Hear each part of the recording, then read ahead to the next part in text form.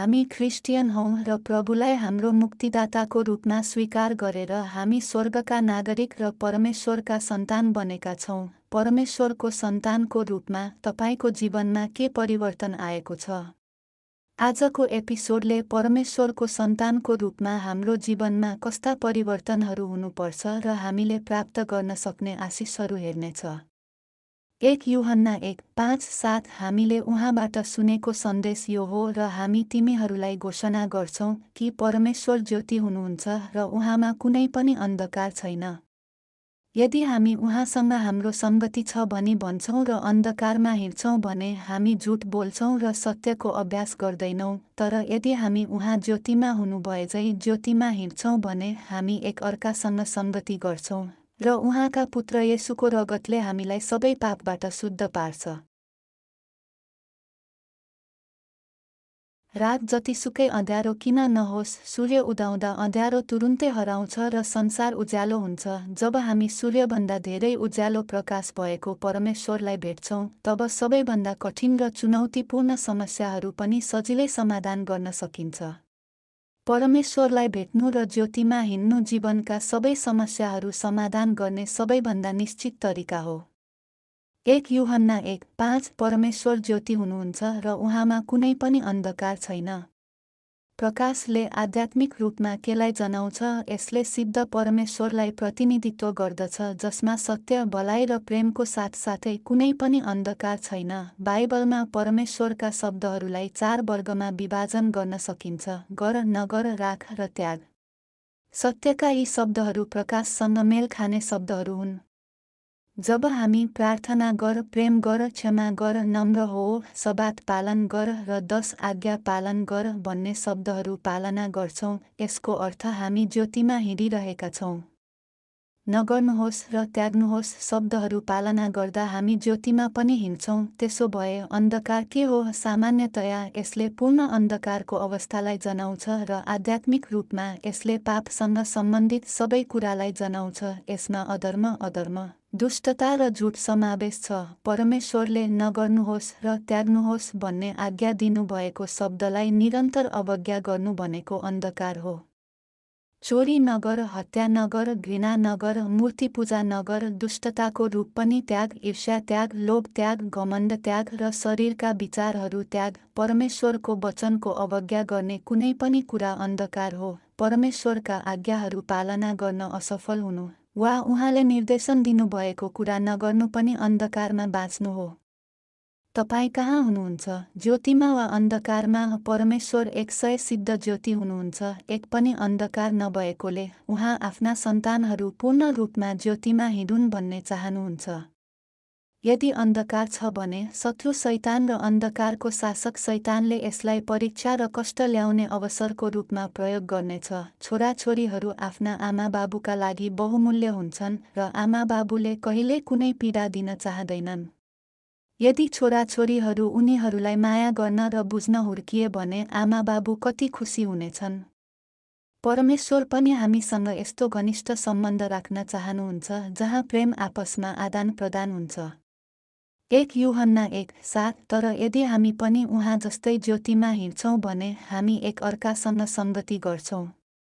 तर परमेश्वरसँग संगति गर्न एउटा शर्त छ, यो हो कि हामी सत्यमा हिँड्नुपर्छ, जसको अर्थ हो ज्योतिमा हिँड्नु। अन्धकारसँग संगत गर्ने र दुष्ट काम गर्नेहरूको परमेश्वरसँग संगति हुन सक्दैन, किनभने तिनीहरू शत्रु शैतान र शैतानलाई पछ्याइरहेका छन्, जसलाई परमेश्वरले घृणा गर्नुहुन्छ।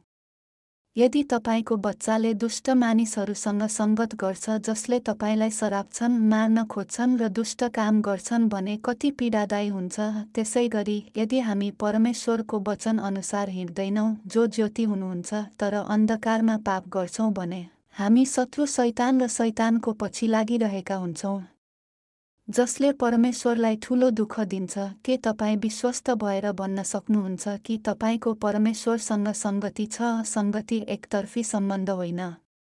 कसैलाई चिन्नुको अर्थ तिनीहरूसँग तपाईको संगति छ भन्ने होइन। उदाहरणका लागि, यदि तपाईलाई राष्ट्रपतिको बारेमा धेरै थाहा छ तर राष्ट्रपतिले तपाईलाई चिन्दैनन् भने पनि तपाईसँग संगति छ भन्न सक्नुहुन्न। संगति पनि गहिराईमा फरक हुन्छ। त्यस्ता सम्बन्धहरू हुन्छन् जहाँ तपाईँ केवल परिचित हुनुहुन्छ। सम्बन्धहरू जहाँ तपाईँ अभिवादन आदान प्रदान गर्नुहुन्छ र घनिष्ठ सम्बन्धहरू जहाँ गोप्य कुराहरू साझा गरिन्छ। परमेश्वरसँगको हाम्रो सम्बन्ध समान छ।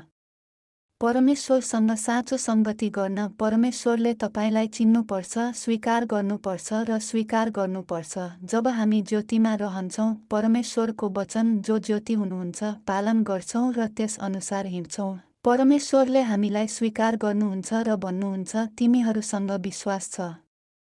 म तिमीलाई चिन्छु। मत्ती 7:21 भन्छ, मलाई प्रभु प्रभु भन्ने सबै स्वर्गको राज्यमा प्रवेश गर्ने छैनन्, तर स्वर्गमा हुनुहुने मेरो पिताको इच्छा पालन गर्नेहरू प्रवेश गर्नेछन्।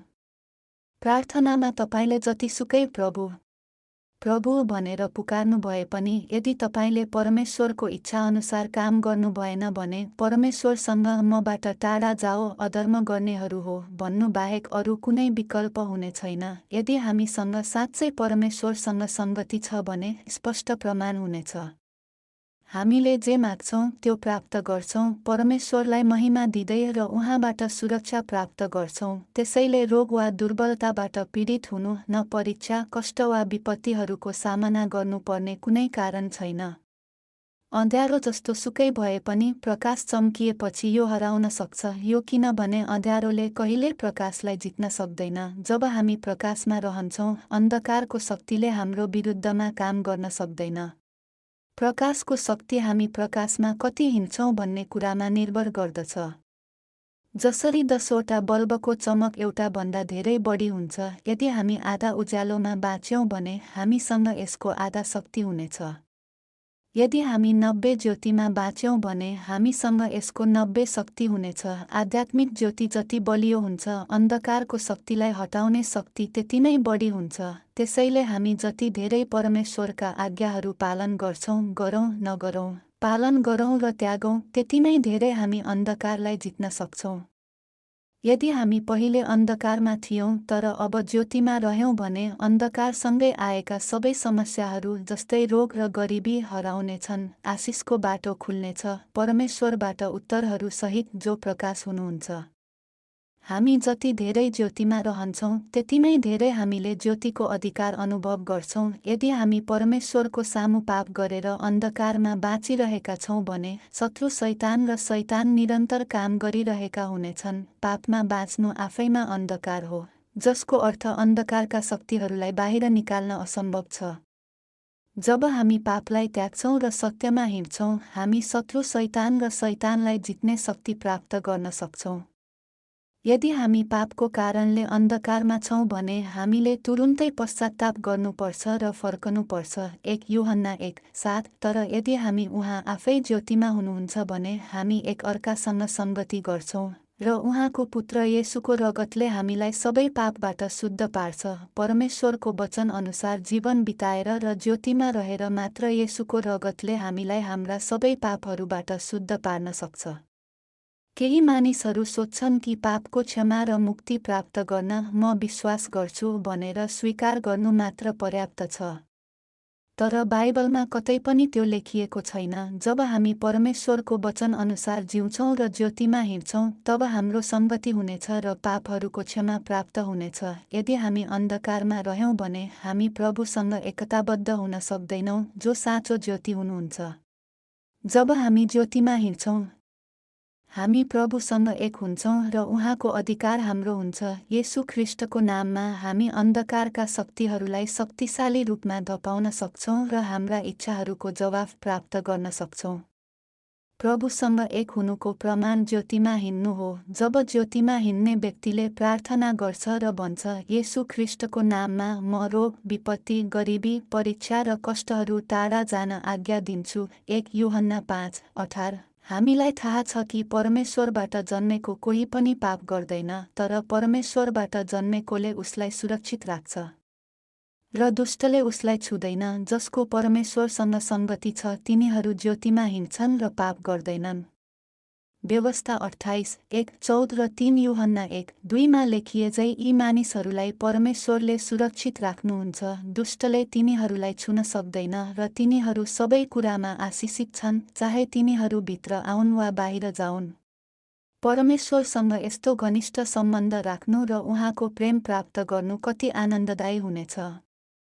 परमेश्वरका सन्तान जो ज्योति हुनुहुन्छ, यो अनुभव गर्न तपाईले सबै अन्धकारलाई त्याग्न सक्नुहुन्छ, सधैँ ज्योतिमा हिँड्न सक्नुहुन्छ र परमेश्वरका सन्तान हुनुको अधिकार र आशिषहरूको पूर्ण आनन्द लिन सक्नुहुन्छ। मलाई तपाईको लागि प्रार्थना गर्न दिनुहोस्। हे अनुग्रही पिता परमेश्वर, हामी तपाईलाई धन्यवाद दिन्छौँ। तपाई ज्योति हुनुहुन्छ र हामी तपाईका सन्तानहरूलाई ज्योतिमा हिँड्न आज्ञा दिनुभयो। यदि हामीले प्रभुलाई हाम्रो मुक्तिदाताको रूपमा स्वीकार गरेर मुक्ति पाएका छौँ भने पनि, यदि हामी अन्धकारमा फर्कियौँ र पापमा बस्यौँ भने तपाईको ज्योतिले हामीलाई जीवन दिन वा आशीर्वाद दिन सक्दैन। तपाईमा विश्वास गर्ने र प्रेम गर्ने सन्तानको रूपमा हामी ज्योतिमा रहनुपर्छ। हामी अन्धकारका कामहरू त्यागौँ र साँचो ज्योतिमा बस्ने धन्य विश्वासीहरू बनाऊँ, ताकि हामी ज्योतिको अद्भुत आशिषहरू पूर्ण रूपमा प्राप्त गर्न र आनन्द लिन सकौँ। धन्यवादका साथ म हाम्रा प्रभु येशू ख्रीष्टको नाममा प्रार्थना गर्दछु। आमेन।